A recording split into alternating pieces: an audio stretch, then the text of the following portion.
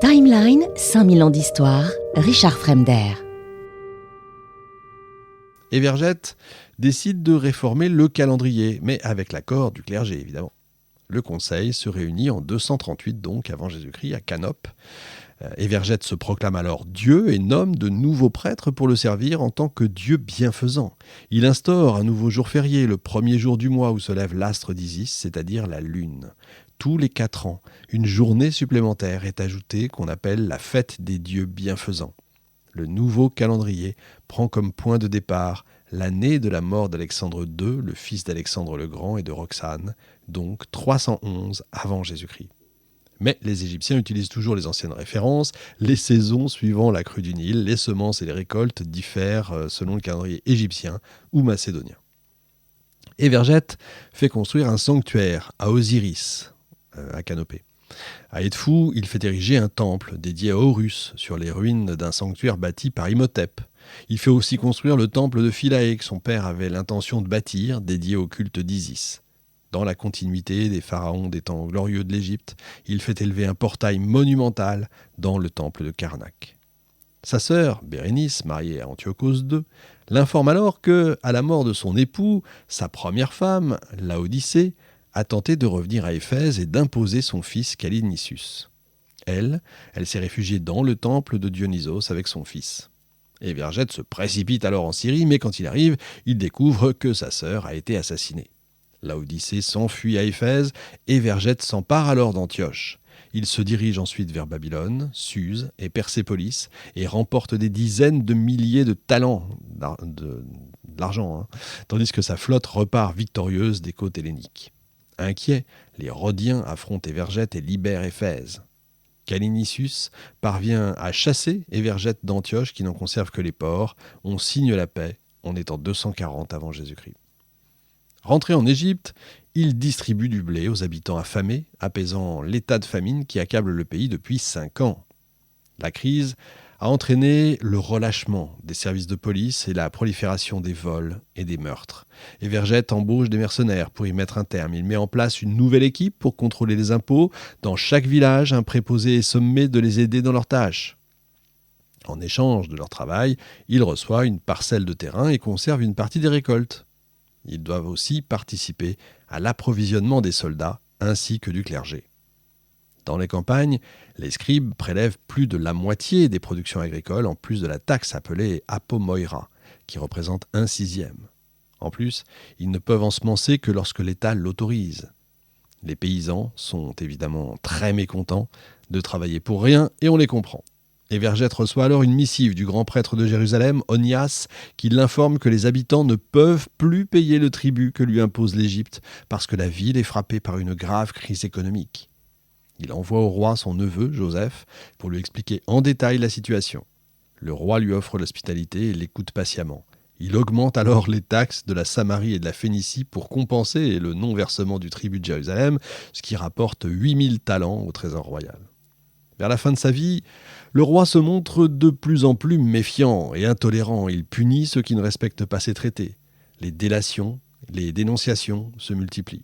Les mariages se font et se défont d'une manière assez déconcertante. Les unions entre Grecs, Perses et Égyptiens deviennent plus fréquentes.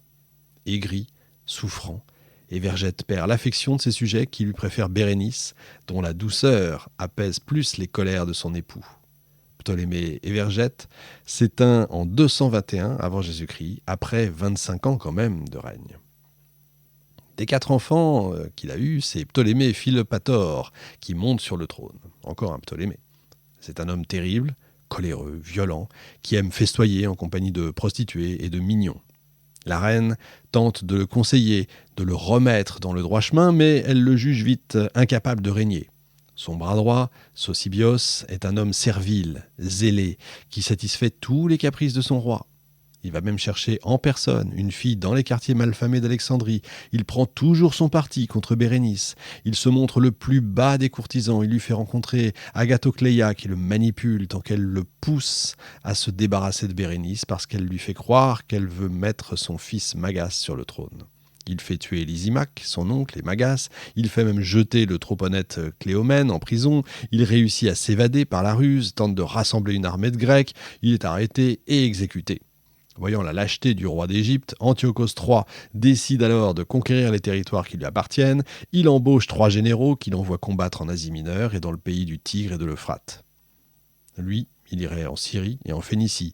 Mais 2 d'entre eux, Molon et Alexandre, avertissent Philopator. Après les avoir châtiés, Antiochos III se dirige vers le port d'Antioche. Aidé par le chef de l'armée égyptienne et le commandant qui est supposé garder le port, il réussit aisément à le prendre. Malgré le laxisme de Philopator, les contrôles déjà en règle sous Évergète se poursuivent.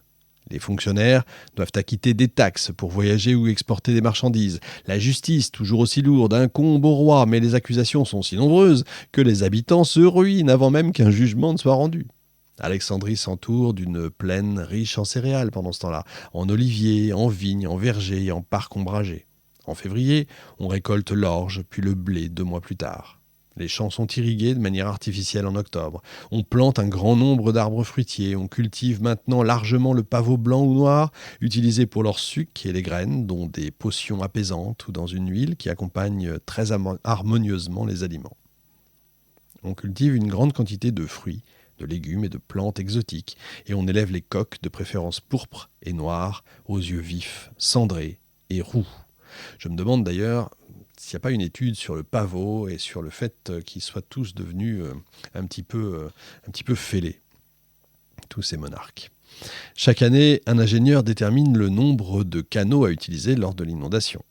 Une fois la date du débordement fixée, le Dioécète se réfère aux années précédentes et établit un plan à semer.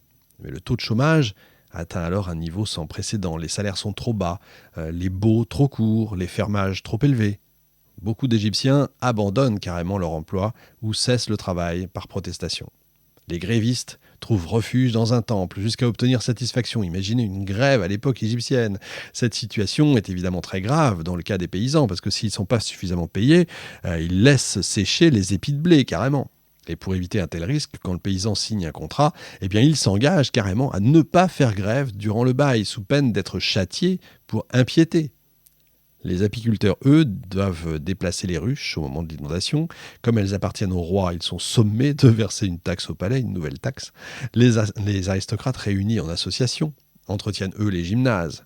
Réputés pour leur générosité, ils sont sollicités par les artistes et les athlètes. Vous voyez, rien de changé. Pour avoir des chances d'accéder à de hautes fonctions, ils prennent la nationalité alexandrine et apprennent le grec. Tous les 4 ans, les fêtes en l'honneur des muses et d'Hermès ont lieu dans le gymnase, ponctués par des concours musicaux. On organise aussi des jeux artistiques au musée, un lieu où il y a des muses. Au fil des années, Philopator devient un fin politique. Quand même, il envoie des messagers négocier la paix avec Antiochos III, tandis qu'il reconstitue sa flotte. Mais Antiochos n'est pas dupe. Agathoclès, le frère d'Agathocléia, à qui le roi avait donné pour mission de reconstituer une armée, s'en acquitte consciencieusement. Les Égyptiens, pour la première fois, se retrouvent placés en première ligne. Les stratèges dépendent du roi et les soldats sont harangués chaque jour, attirés par la promesse d'une solde convenable. Chaque commandant est choisi pour sa nationalité, mais tous les militaires portent les mêmes armes. Ça n'empêche pourtant pas les récriminations des hommes qui doivent se déplacer sous de fortes chaleurs avec tous leurs bardas. On réunit comme ça une armée de 60 000 hommes, égyptiens, crétois, thraces, grecs, perses, des cavaliers grecs, des éléphants africains. L'armée prête, le roi entre à Alexandrie, alors qu'Antiochos III s'avance déjà sur l'Égypte. Philopator se dirige vers Péluse, campe près d'Aphia en face des troupes d'Antiochos. Le 22 juin 217 avant Jésus-Christ, avant le lever du soleil, le roi met son armée en position. Les cavaliers et les éléphants se disposent sur les ailes, 30 000 hommes au centre, tandis que les fantassins restent en retrait. Les éléphants d'Antiochos effraient ceux de Philopator parce qu'ils sont plus habitués au combat. Mais un des généraux du pharaon, et Kékrate, voit que l'armée d'Antiochos se désorganise et il en profite. Il attaque là où elle se montre le plus vulnérable. Encouragés par cette action, les Égyptiens qui commençaient à fuir reviennent et lancent une nouvelle attaque. Antiochos prend la fuite et se réfugie à Antioche. Philopator entreprend alors un voyage en Orient et il est acclamé dans toutes les villes où il passe. Il est possible qu'il visite aussi Jérusalem. À Memphis, il est assimilé à un dieu et une stèle est érigée en son honneur, rappelant sa victoire contre Antiochos III. Timeline, 5000 ans d'histoire, Richard Fremder.